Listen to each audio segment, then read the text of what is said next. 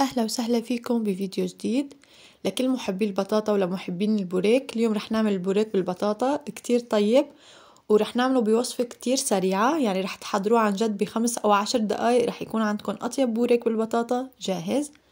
ومثل ما شايفين شكله روعة وكتير مناسبة للفطور أو للعشاء أو لهيك طبق جانبي مع سفرة الأكل.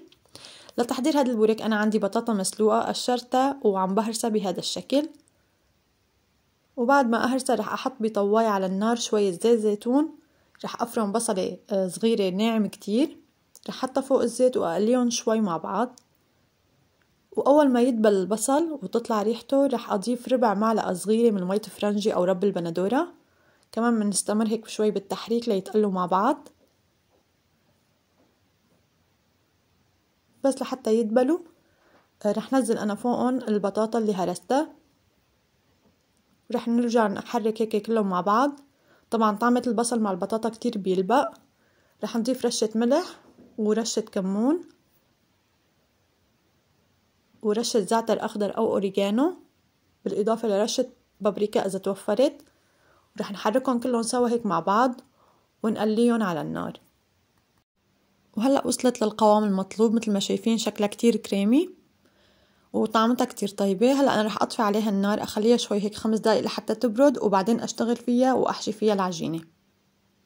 أنا اليوم استعملت العجينة جاهزة، عجينة الميلفي، هي مثل عجينة البيف باستري جاهزة. أنا بتركها دائما عندي بالفريزر لحتى استعملها بأي وقت، وطعمتها كتير طيبة. أنا طالعتها قطعتها بهذا الشكل مثل ما شفتوا مستطيلات. هلا أنتوا فيكن يعني إذا بتحبوا شكل معين أو طريقة معينة فيكن تعملوها. مديت البطاطا عندي على كامل المستطيل ورح ألفها بهذا الشكل اللي كتير بسيط، ما في داعي لا نضغط عليها ولا نسكرها من الجوانب.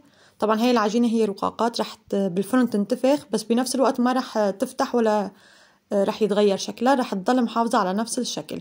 هذا مثل ما شفتوا يعني أبسط طريقة وأسهل شكل ممكن تعملوه. مجرد إني مديت البطاطا بقلبها كلها ورح ألفها بهذا الشكل. شايفين كيف؟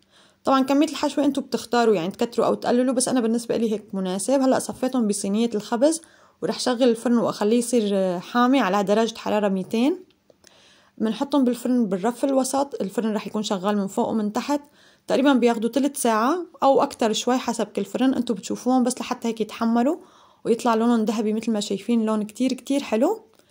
وهلا هيك بيكونوا صاروا جاهزين. عن جد اطيب بوريك بطاطا واسرع بوريك ممكن تعملوه، كتير طيب وكتير سهل التحضير وشكله كتير حلو. ومثل ما شفتوا يعني العجينة هي جاهزة بس طعمتها كتير لذيذة، انا ما بستغني عنها. فحبيت شارك معكم هاي الطريقة البسيطة، ان شاء الله تكونوا حبيتوا الفيديو. بشوفكم فيديو جديد.